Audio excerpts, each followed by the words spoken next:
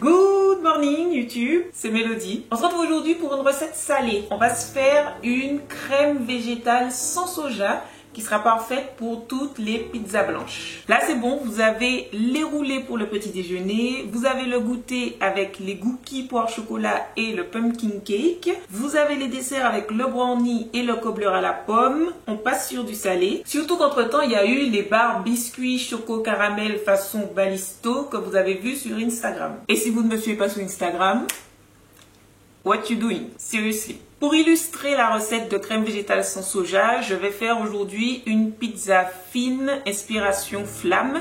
Évidemment, le fait que ce soit sans soja, c'est justement pour que vous puissiez l'utiliser si vous ne mangez pas de soja.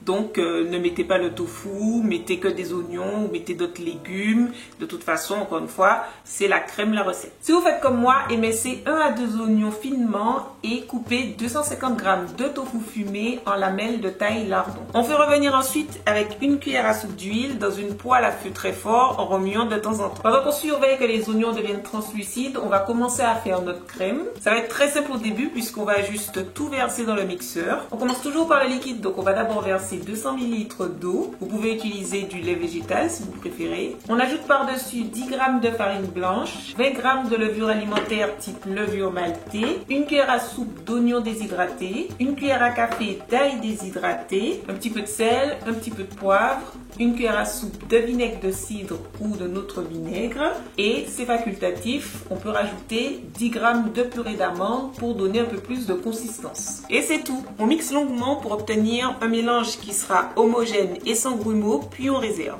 On retourne à nos oignons et à notre tofu, on remue de temps en temps pour que ça ne colle pas et on ajoute, une fois que les oignons sont translucides, une cuillère à soupe de sauce soja. L'idée c'est de bien mélanger, d'incorporer la sauce soja au mélange et on peut réserver dès que le tofu est bien doré. On va garder la même poêle pour y verser notre crème et l'épaissir, mais cette fois on se met à feu doux.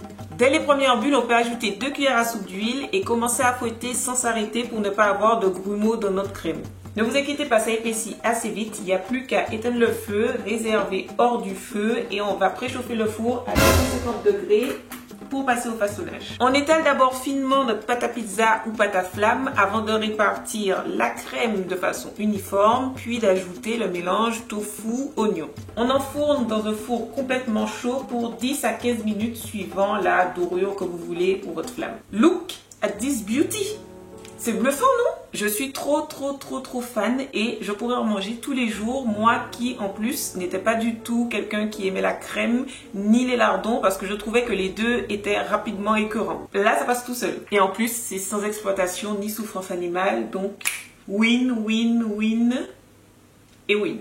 J'espère que ça vous a plu. Comme d'habitude, n'hésitez pas à me dire tout ça dans les commentaires et à me faire vos retours sur les précédentes recettes.